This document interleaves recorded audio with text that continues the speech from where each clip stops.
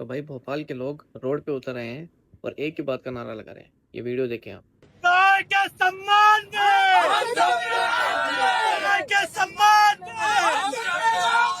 गाय को राष्ट्र पशु घोषित करें।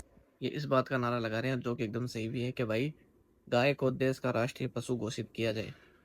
क्योंकि ये जो चमचे दिख रहे हैं ना आपको, ये चमचे धर्म की आड़ में और धर्म के पीछे जो सरकार है उसकी आड़ में आके ऐसे ऐसे काम करते हैं। अगर कोई मुसलमान ये काम करते तो या तो उसको सजाए मौत मिलेगी या जिंदगी भर की जेल मिलेगी।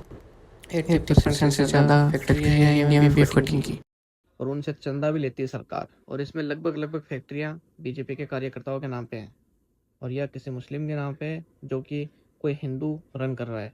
और जो आपको ये 3 चमचे दिख रहे हैं, इन 3 चमचों का काम यह है कि हिंदू मुस्लिम करना, जातिवाद करना और गौ रक्षा का मुद्दा उठा के किसी भी मुसलमान को पीट देना। और एक बात मैं आपको अपने एक्सपीरियंस से बताना चाहूँगा, जो जितनी भी ये मुसलमानों की दुकानें हैं ना गोश्त की, मीट की, ठीक है, उनमें से 10% मुसलमान खरीदते हैं और 90% हिंदू खरीदते हैं। ये मैंने अपनी आंखों देखी बात बताई है आपको। दिवाली का तो इतना नहीं पता, लेकिन होली पे सभी हिंदू भाई ऐसी लाइन बना के बैठे हुए हैं, यानी बकरे के जो आंड होते हैं ना उनको भी नहीं छोड़ते। और ये जितनी भी गोश्त की दुकानें खुली हुई है ना अभी, ये हमारी वजह से नहीं चल रही है, ये हिंदुओं की वजह से चल रही है। और जितने भी भाई ये भोपाल से नारा लगा रहे हैं, इनके पीछे का सिर्फ एक ही उद्देश्य है इस बात का।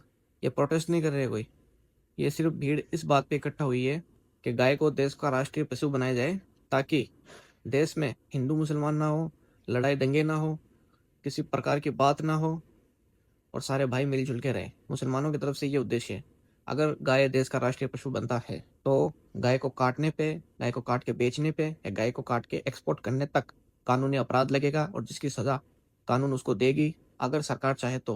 लेकिन सरकार ही अगर चोर है, अगर वही अपने हिंदू भाई का सपोर्ट करके उनको छोड़ दे, तो इसमें भाई मुसलमान भी क्या कर सकता है बताओ। कोई भी मुसलमान इतना पागल नहीं है जो ऐसी गलती करेगा। अगर एक सच्चा हिंदू है ना तो वो तो गो हत्या करेगा नहीं।